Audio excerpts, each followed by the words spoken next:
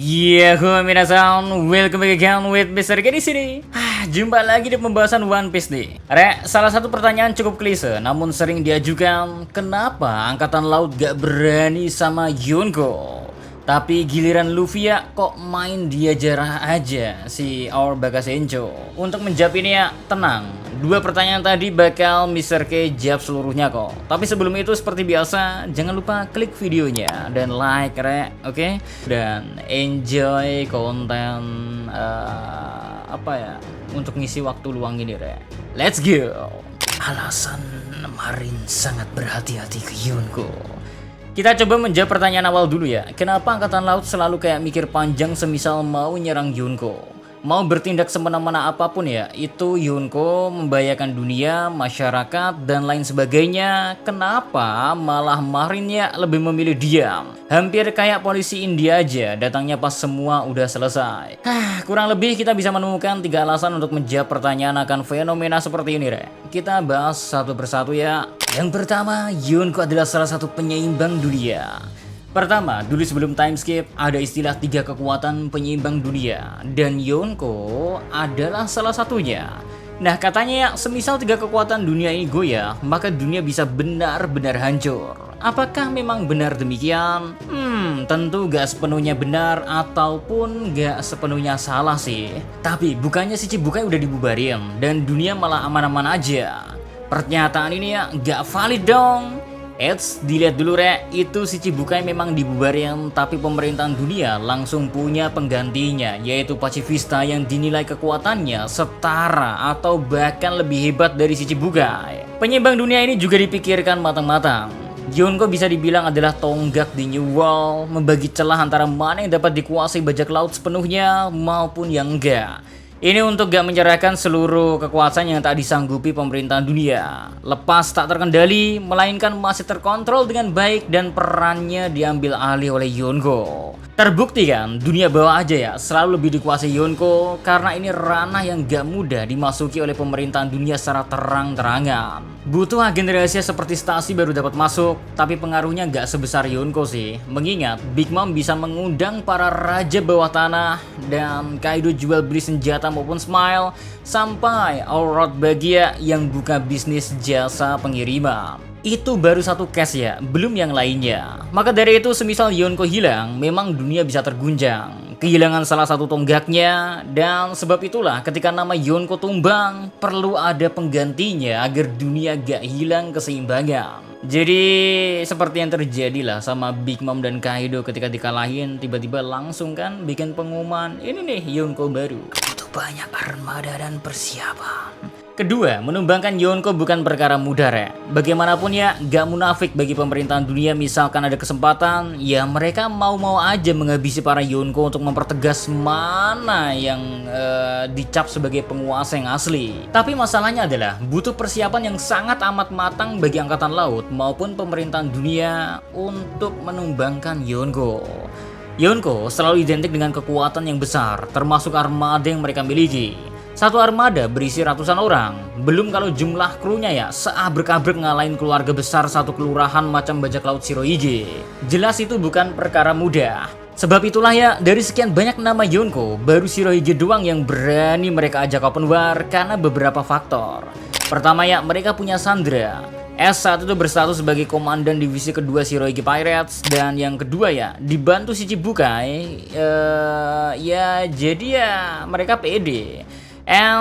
Ketiga, harus diakui ya Shirohige lagi bukan di masa kejayaannya. Alhasil, dengan persiapan yang sungguh matang tersebut pun, angkatan laut malah masih babak belur. Lihat aja Marineford yang diobrak-abrik, terus korban banyak juga yang berjatuhan dari pihak angkatan laut. Baru lawan satu Yonko itu yang udah gak di prime-nya pula. So, nampaknya lebih banyak kerugian yang dirasakan oleh angkatan laut ketika berpikir mau berperang dengan Yonko. Number 3, angkatan laut selalu tak lebih kuat dari Yonko.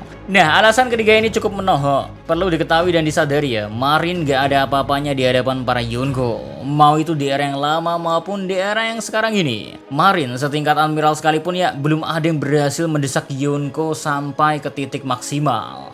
Case yang sempat kita singgung sebelumnya soal Marineford ya, memang benar ya, Shirohige udah gak di masa prime-nya. Namun itu gak membuat Admiral sehebat Sakazuki alias Asuino mudah untuk menumbangkan Shirohige. Butuh perjuangan berdarah-darah, masih berdiri pula itu Shirohige re. Bukti lainnya ya, ketika Shanks datang ke Marineford, kala itu Marin dibuat gak bisa berkata apa-apa. Padahal Shanks sudah nantangin, semisal ada yang bersedia lanjutin, ya udah, hayu Akademi Pirates yang bakal ngelanjutin.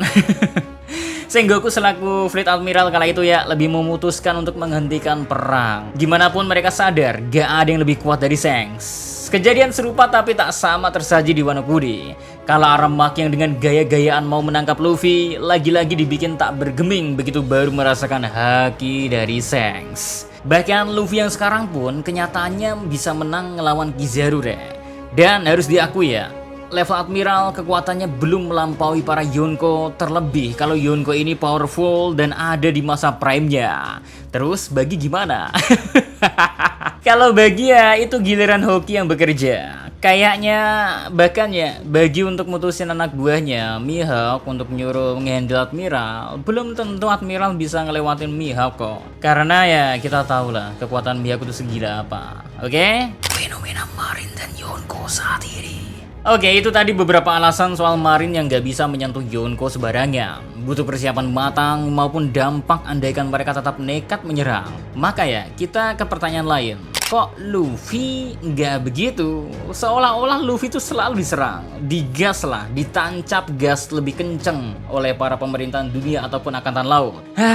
Lagi-lagi ya, case Luffy tak bisa kita samakan dengan Yonko lainnya. Lagi pula ya, Marin masih tetap gak bisa menyerang Yonko sembarangan kok. Di chapter 1069, Akainu kaget saat Luffy kebetulan ada di Egghead. Terlebih, Kizaru langsung ikutan join mau meramaikan suasana. Akainu sampai meminta agar Kizaru gak langsung bertarung dengan Mugiwara. Yap, status Yonko Luffy emang bukan main di sini re. Tapi Kizaru terlalu menganggap enteng dan mengabaikan pertimbangan dari pimpinannya. Harus diakui, Kizaru di sini lebih menganggap remeh Luffy yang membuat doi rungkat kemudian. Tentunya tindakan gegabah Kizaru gak cuman alasan doang. Karena tindakan Luffy yang memihak ke Vegapunk juga kurang lebih mempengaruhi serangan Marin mau all out. Sebab itulah membuat pemerintahan dunia harus berhadapan dengan Luffy sekaligus Dr. Vegapunk. Dan misi utama mereka membunuh Dr. Vegapunk. Tapi berhubung Luffy ada di sono, ya mau gak mau harus satu paket sekalian misinya. Selanjutnya, misi membunuh Luffy yang sebelumnya gagal dilakuin oleh Silverfoal di Wano Kuni, kini dapat mereka lakuin di Egghead. Gak nanggung-nanggung re, salah satu Gorose pula yang turun tangan. Alasannya, Luffy memang sangat disegani pemerintahan dunia karena ia pemakan buah iblis Nika. So, pemerintahan dunia memang berniat membunuh Luffy secepatnya agar potensi terbaik Nika tak mengganggu kekuasaan pemerintahan dunia. Yang menarik nih, di era baru ini ya, konfrontasi Marin dan Yonko terasa lebih hidup sekaligus lebih seru re. Baik di kedua belah pihak mulai bergerak, gak mau lagi terbawa arus aturan masa lalu. Entah itu Yonko maupun Angkatan Laut, mereka punya caranya tersendiri. Cobalah, misalnya bahas dari Marin dulu ya, mereka punya organisasi rahasia bernama SWORD. Unit ini terbilang sangat unik karena siapapun yang tergabung di dalamnya membuat mereka terlepas dari rantai komando, meskipun tetap dapat ikut dalam misi Angkatan Laut. Namun mereka punya hak khusus di mana ya, anggota SWORD dapat merusuh Yonko tanpa harus menunggu persetujuan Marin ataupun pemerintahan dunia. So, gak perlu tuh nyolong-nyolong izin macam Kizaru, asalkan siap, SWORD bisa langsung sikat. Minusnya ya, mereka jadi terlepas dari tanggung jawab Marin dan pemerintahan dunia. Semisal terjadi hal buruk dalam misi SWORD, Marin maupun pemerintahan dunia gak bakal sudi untuk membantu re. SWORD ini terbukti efektif di Hachinosu. Mereka langsung open war dengan Kurohige Pirates. Hasilnya cukup memuaskan. Kobe lepas, beberapa tahanan di sana berhasil dilepasin. Sayang aja ya, harus mengorbankan kakek kita yang paling strong, Ji-chan. Nah, dari Yonko juga gak mau kalah re. Datang dari pihak Cross Guild yang katanya pimpinannya adalah Bagi. Penerapan bounty untuk Marin menjadikan Marin kini harus merasakan bagaimana hawa membunuh dapat datang dari mana aja kepada mereka. Bahkan bisa dibilang ya, menurunkan pamor mereka sebagai salah satu kekuatan besar dunia. Jadi ya kita emang harus berpikir secara objektif lah masalah ketidakadilan yang dialami Luffy sebagai Yonko maupun yang lainnya. Gimana re? Menarik kan lihat dinamika Marin maupun Yonko ini. Tapi kalau ada kesempatan ribut terus ya gak apa-apa rek. Ribut mereka asik dinikmati. So, mungkin itu aja pembahasan Mr. K di konten kali ini. Kita ketemu lagi di kesempatan lain. Oke, so see you next time. Ada sekarang melos. Stay safe everyone. Salam. Adibadia.